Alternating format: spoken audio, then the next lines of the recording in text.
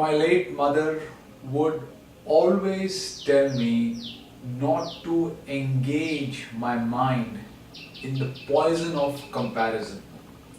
I used to compare myself with people who were above me, who were rich in status. But as I was riding on immaturity and youth, I could not understand the wisdom she always wanted to give me. I learned it the hard way. I only was able to realize what kind of damage the comparison problem was giving to me because it was harming my intellect, it was leaving a mark on my emotional and rational thinking, and also it was affecting my happiness.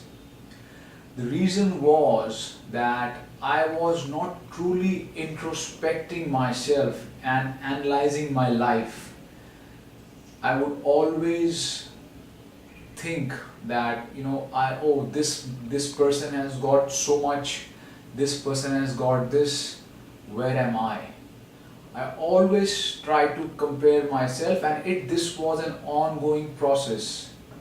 It was too much for me, and my late mother would tell me this. She was a woman of wisdom. She would tell me that if you look to 100 people who are above you, there are more than 1,000 people who are below you. So think about what kind of blessings you have got. Think about what kind of count your blessings. And it was only time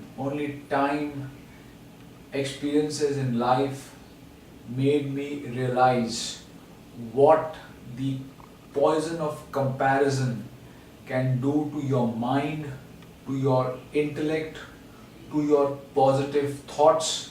Because when I used to compare myself with others, negative thoughts would come into my mind, and the positive thoughts would be overshadowed. I would not do a sort of a healthy comparison. It's quite normal for a human being to have the comparison done with other human beings. But the difference lies is when that comparison leads to negative thoughts. So there at a time in a human's mind, a lot of forces of comparison keep on occurring as per his situation. It's quite normal for a human being to have the comparison done with other human beings. But the difference lies is when that comparison leads to negative thoughts. So there at a time in a human's mind, a lot of forces of comparison keep on occurring as per his situation, as per the people that individual meets. So at a particular time when the force of comparison enters in a human being's mind, either you can have some sustained negative thoughts. Oh my God, this person has got so much. Look at me, what I have got. And you keep on having those negative thoughts in your mind. Or you have positive thoughts saying, oh, fine, he is in that status. I am in my status. I will work hard to at least reach that status, but I will also count my blessings. I will see what I have. So at one point of time you can have negative thoughts keep on going in your mind, or you can have positive thoughts. So here we have at one point of time when comparison gets into a human being's mind, thoughts of comparison come.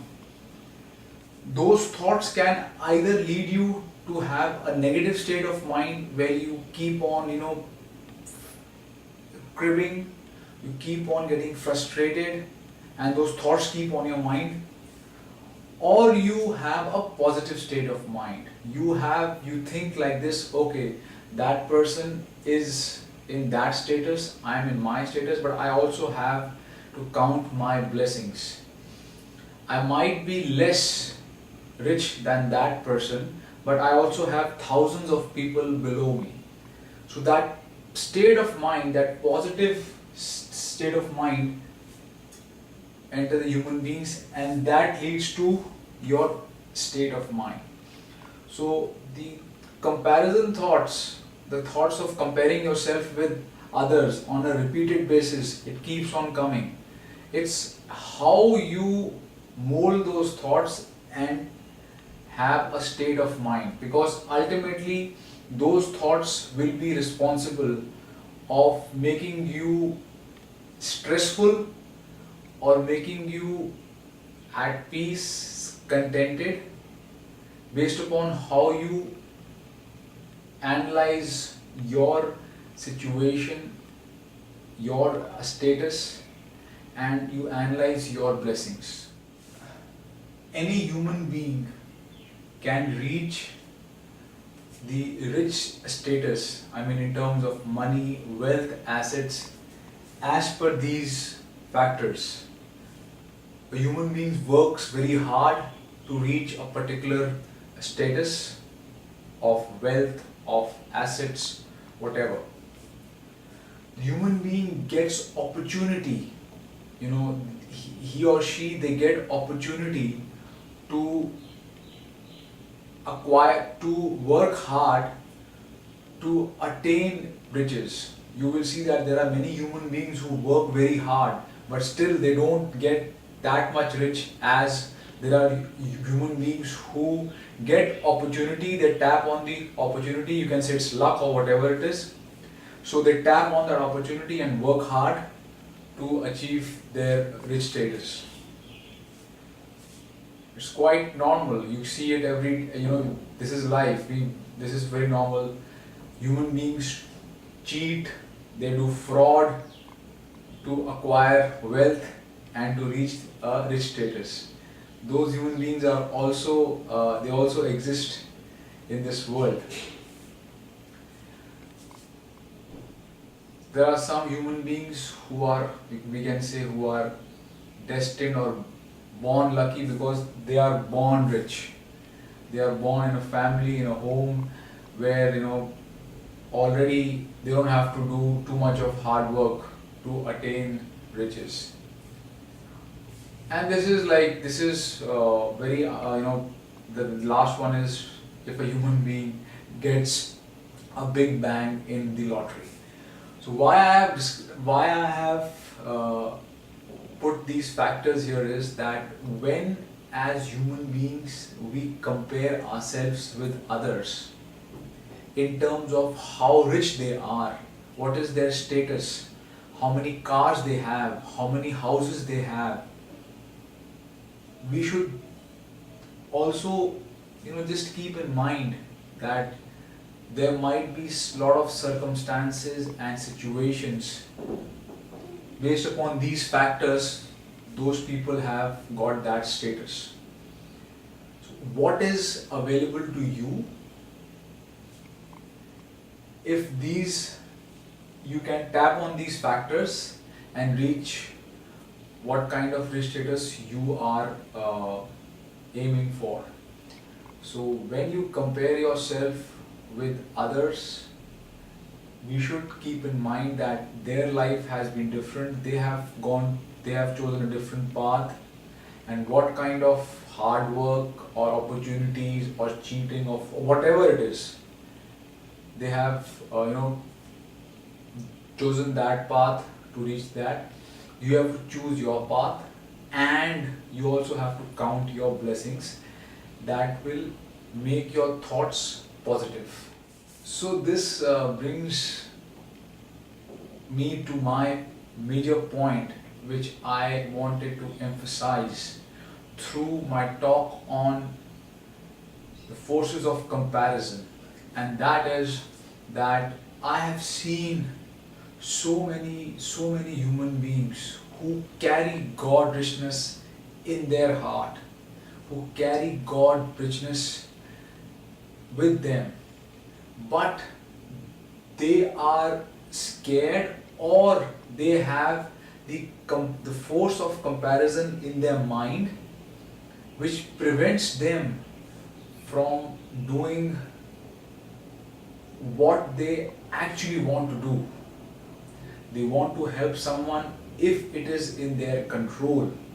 If they are in a position to help someone, they want to do it, but then they compare themselves with others or with society. I have seen many people, they are very nice people belonging to, cutting across all religions, but because we are living in such insecure and stressful times, so they say, why should I do good? What will happen, right? Why should I do good? I mean, society is so bad. I have not taken an oath to do good only. Even if I do good, what benefit will it make? Then they also have in their mind, why do others don't help? Even they are in a position to help. Why do others do not help? And they also have in their mind, society is mean. Society is so mean. I mean, there is no place now to help someone who is in need.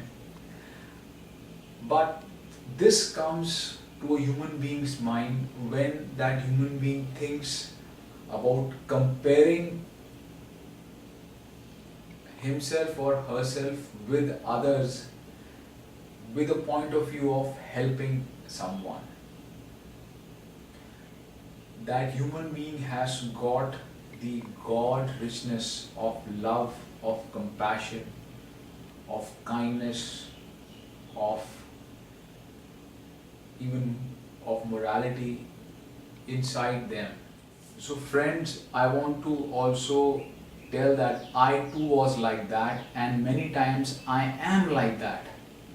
I am a fool. I am a human being who sometimes gets opportunity to help someone, but then I also start comparing myself with others. But here the point I want to make is that if you have the attributes, the virtues of God richness inside you, and you get an opportunity to exploit, when the force of comparison enters your mind, just give a thought to yourself and just analyze, what are you going to gain and what are you going to lose? Even if someone is not doing those acts, even if society is not contributing in a way as you want to contribute, what are you going to gain from that? So comparing ourselves with others is in true form, it is really a poison. If you are able to have a healthy comparison, then it is fine. But if that comparison leads to negative energy and it prevents you from exploiting your God riches, I can just say we should analyze ourselves, and we should analyze the life around us, the blessings around us.